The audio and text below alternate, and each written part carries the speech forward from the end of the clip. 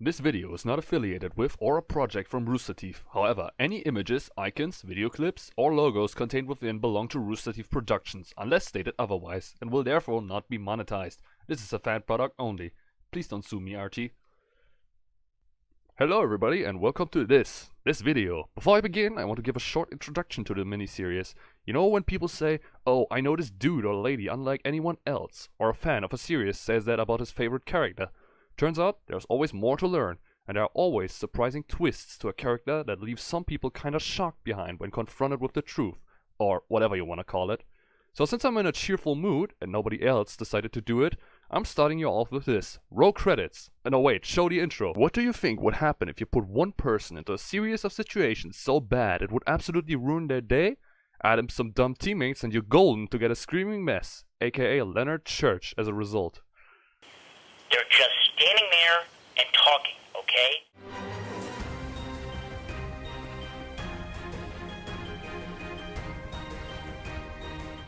Welcome to the RT character analysis, where I tell you some basics and sometimes rather hidden information that most people don't know about, or maybe only hardcore fans, who knows, from your favorite RT shows.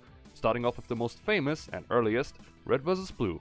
So get surprised, and also you receive a little warning from me when we come to more spoiler heavy territory. I can't expect everyone to have fully watched it yet, but I also can't expect people to have not even seen one episode. That would be a mess. Now, starting you off easy with the basics. We're starting with the most important /main/screaming character, Leonard L. Church, member of the Blue Team in Blood Gulch, rank Private and armor color Cobalt. He's the leader of Blue Team and is voiced by Bernie Burns, metaphorical dad and co-founder of RT, also notorious screamer. He makes his first appearance in, who would have thought, episode 1, yet has a story beforehand. Shout out to everyone who hasn't watched yet. Intrigue? Oh, and he's also named after churches, places of prayer. What do you think? Are basics and overview the same? Not that it matters. Here we go. Church was originally planned out to be like Gustavo Sorolla, the voice of Simmons, and another part of Rooster Teeth and Redvs.Blue, being the one annoyed and sarcastic, but having an intelligent grasp on situations.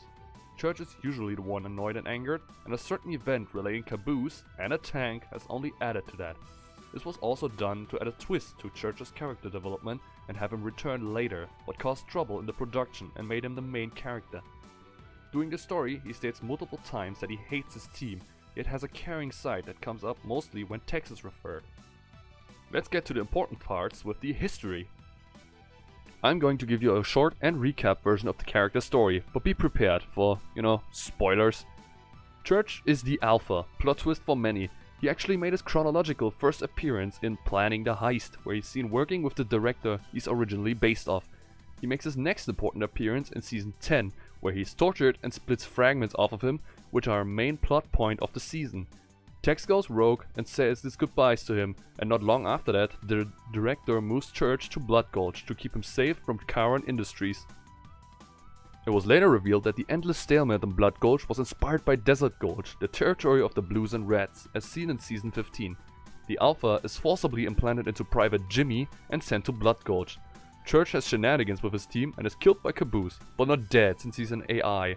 Sarge builds him a new robot and O'Malley appears, forcing Reds and Blues to work together.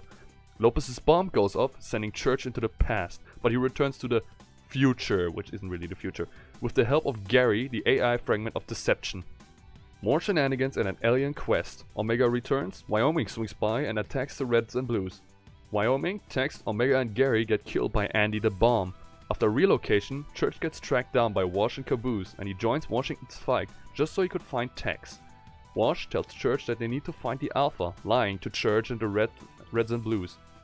Wash and Church break into the old freelancer facility, where Church finds out the lie and Washington tells him the story of the fragments. He sacrifices himself and gets blown up with the EMP along with all other AI fragments, except Epsilon. Epsilon later became the new Church, which is why he isn't appearing in this analysis. This is basically an alpha character analysis, but don't tell anyone.